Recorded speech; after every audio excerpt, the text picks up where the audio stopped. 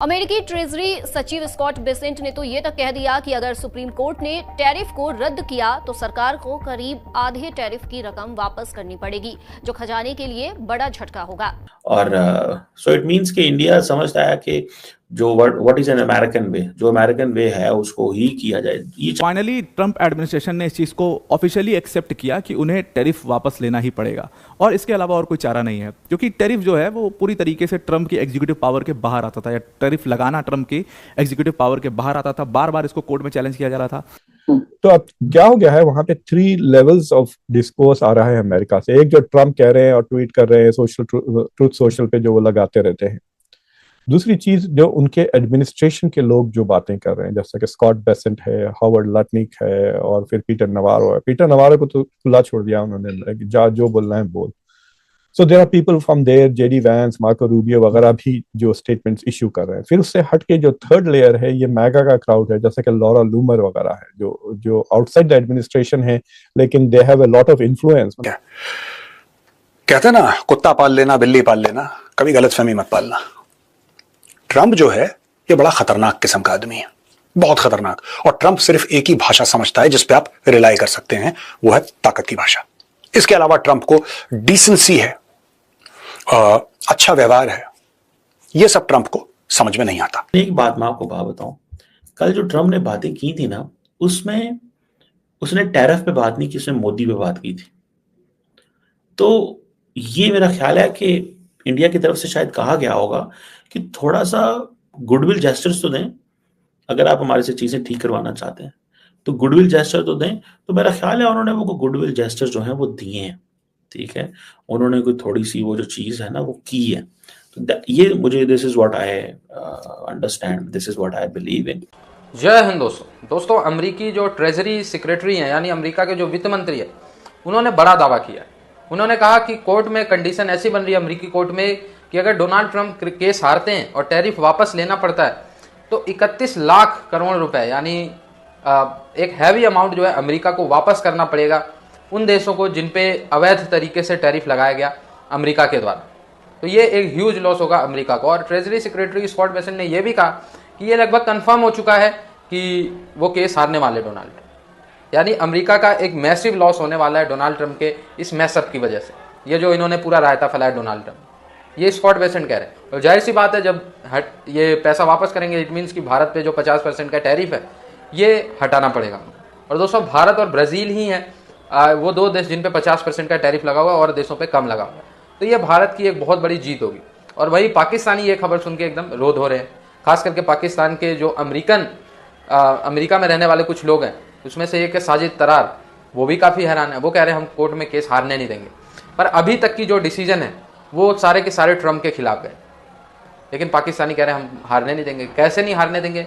अगर हारने नहीं देंगे इट मीन्स कि अमेरिका में लोकतंत्र का फिर कत्ल होगा, और अमेरिका में जो जुडिशरी है, जो न्याय व्यवस्था है, जो कोर्ट है, उसके अधिकार का फिर हनन होगा। फिर उसकी वैल्यू क्या रह जाएगी? क्योंकि लोअर कोर्ट से और अब हायर कोर्ट से भी ये ऑर्डर आ चुके हैं कि डोनाल्ड ट्रंप के पास कोई अधिकार नहीं था। तो अब सिचुएशन कुछ ऐसी होती जा रही है कि भारत उसमें बेनिफिशियरी हो सकता है। और इससे अगर ये जो टैरिफ है ये रिटर्न होता है तो इससे भारत की जो सॉलिड इमेज है वो पूरी दुनिया के सामने जाएगी कि सब झुक गए पर भारत नहीं झुका। दोस्तों, अभी तक वीडियो को लाइक नहीं किया तो लाइक कर दें और चैनल को सब्सक्राइब जरूर कर दें। धन्यवाद। सो इंडिया के लिए it's not an easy solution to deal with Donald Trump की जो रोज जो मूड्स चेंज हो रहे हैं। India should make a strategy and stick to it, कि वो डिसाइड कर लें कि हम क्या करने वाले हैं। Are we going to bet on the US, are we going to bet on RIC, and then उसमें इन्वेस्ट करें उस ताल्लुकात में। बिकॉज घड़ी में तोला घड़ी में माशा अगर होते रहा तो it is not in the interest of India and it is not in the interest of Indian business, और दूसरे मुल्कों के बाद क्रेडिबिलिटी भी कम हो सकती है। लेकिन सर, ये तो एक अच्छी बात नहीं होगी कि चाइना के साथ भी बात करें या रशिया के साथ भी और अमेरिका के साथ भी टर्म्स देता रहूं। मतलब एक तरह से अगर फॉरेन पॉलिसी देखी जाए तो ये तो काफी सक्सेसफुल फॉरेन पॉलिसी होती है कि अगर आप तमाम कंट्रीज के साथ बातचीत है, अगर आप एक ब्लॉक में है, जैसे पाकिस्तान अक्सर मुश्किल में रहता है चाइना में की तरफ जाए कि अमेरिका की तरफ जाए, तो ये तो एक तरीके से पॉजिटिव साइन है। लेकिन कुछ लोगों की मैं वीडियो सुन रही थी इंडिया से भी जो यूट्यूब चैनल्स करते हैं, तो उनका कहना था कि मोदी जी ने जो रिप्लाई किया उसमें माय फ्रेंड डोनाल्ड ट्रंप नहीं बोला उन्होंने, तो थोड़ा सा उन्होंने शायद रूखे तरीके से जवाब दिया। नंबर 1 के ब्रिक्स में चाइना के और रशिया के साथ मिलकर काम ना करे, India should get out of BRICS. Number 2, India should stop buying Russian oil. Number 3, India should stop buying Russian weapons. ये 3 चीजें उसने साफ कह दिया ना। फिर अगर और जरा उसको मतलब if he had come prepared to address this issue, तो वो शायद डी-डॉलराइजेशन की भी बात कर दे, जो स्कॉट बेसेंट ने कहा, राइट। तो ये 3-4 चीजें हैं जिससे ये administration is upset with India. और अगर वो चारों चीजें क्या वो ड्रॉप कर दी उन्होंने? Are they okay with India now working for de-dollarization? Are they okay with India buying Russian oil? तो ये सवाल के जवाब अभी हमको नहीं मिले। अब मैं आपको बताता हूं हुआ क्या है दोस्तों। ये जो ट्रंप को अचानक जो भारतीय समझ रहे हैं कि इसको सद्बुद्धि आई है, इसको सद्बुद्धि आने के 2-3 कारण हैं। पहला कारण यह है कि अब ट्रंप को एक बात समझ में आ गई कि अगर भारत को टूटना था या झुकना था तो 27 अगस्त के पहले कर चुका होता। अगस्त चला गया, सितंबर में हम लोग ऑलरेडी हैं, और भारत ने तेल, जो रूसी तेल था, उसको खरीदना कम करना या बंद करना तो दूर, भारत ने अपने परचेज बढ़ा दिए। और भारत ने बोला ठीक है साहब, देखिए हम आपको कुछ नहीं कह सकते, आपका अधिकार है टैरिफ लगाने का, आपने 50% लगा दिए, ठीक है, आप कल 75 कर सकते हो, 100 कर सकते हो, इसमें तो हम आपको कुछ नहीं कह सकते। आपको जो करना है आप करिए, हमें जो करना है हम करेंगे। एक तो बात यह है। दूसरी चीज यह है कि अमेरिका के अंदर जो आवाजें उठ रही हैं मीडिया के अंदर, उनके जो थिंक टैंक्स हैं, उनके जो एजुकेशनल इंस्टीट्यूशंस हैं, जिनकी बहुत साख है, बड़ी पकड़ है अमेरिकन फॉरेन पॉलिसी पे, अब वो लोग ये कह रहे हैं कि 25 साल खर्च कर दिया हमने भारत को अपनी ओर आकर्षित करने में, खींचने के लिए। इसमें आपने जो न्यूक्लियर समझौते भारत के साथ करे थे और आपने 10 और चीजें करी थी कि किसी तरीके से जो भारत है, कोल्ड वॉर के समय या जब सोवियत रूस था, उस समय सोवियत रूस के साथ उसकी बड़ी एक मित्रता थी। कैंप में भारत कभी किसी के नहीं रहा, लेकिन एक मित्रता थी। उससे दूर करने के लिए, चाहे 1991 के बाद सोवियत रूस रहा हो ना रहा हो, बात की बात है, हम कोशिश कर रहे हैं। और इसमें रिपब्लिकन प्रेसिडेंट भी शामिल, इसमें डेमोक्रेट भी शामिल, सब शामिल, और इसमें डोनाल्ड ट्रंप का पहला टेन्योर भी शामिल। बाय द वे, ये खुद जो बंदा आज उल्टी सीधी बातें कर रहा है, पहले टेन्योर में इसके राग, इसके सुर कुछ और हुआ करते थे। आपने सब बर्बाद कर दिया। दूसरा फैक्टर है। तीसरा फैक्टर है दोस्तों, जो मोदी जी गए थे चाइना। जब चाइना गए, I think that was the last nail in the coffin as far as the American policy watchers were concerned.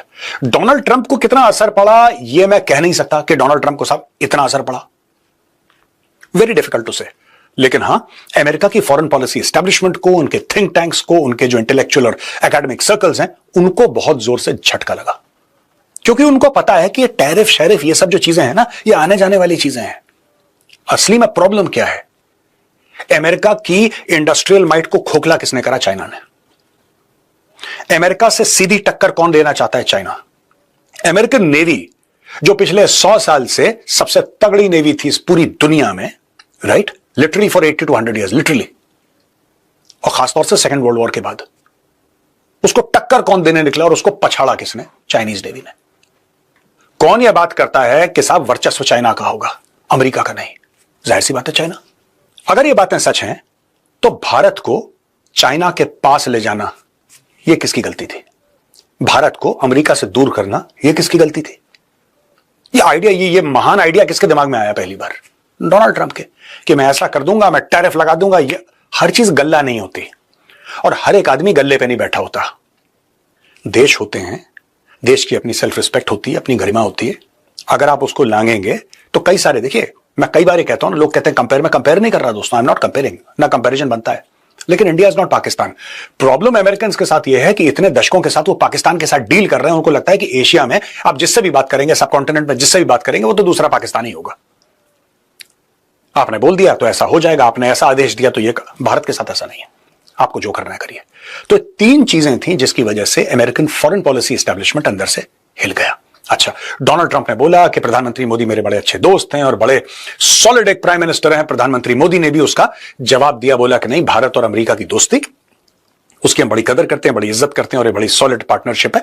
ये सब डोनाल्ड ट्रंप ने अपनी बात से खुश करा, मोदी जी ने अपनी बात से खुश करा। Fact of the matter is we should not trust the Americans. दोस्तों, ये मैं डे 1 से कह रहा हूं, ये टैरिफ शैरिफ का तो गेम अभी शुरू हुआ है, ये खेल अभी शुरू हुआ है। मैं कब से कहता चला आ रहा हूं, और ये बात मैं आपको एक बात बता दूं, मैं जिस भी सीनियर से बात करता हूं फौज के, I am talking about the retired veterans जो है ना, जब उनसे बात करता हूं, प्राइवेट में बात करता हूं, मैं नाम किसी का नहीं लूंगा, all of them say one thing: we have a lot of respect for the Americans, we have a lot of respect for the United States of America, we have a lot of respect for their war fighting capabilities, but सब लोग यही कहते हैं कि we don't trust the American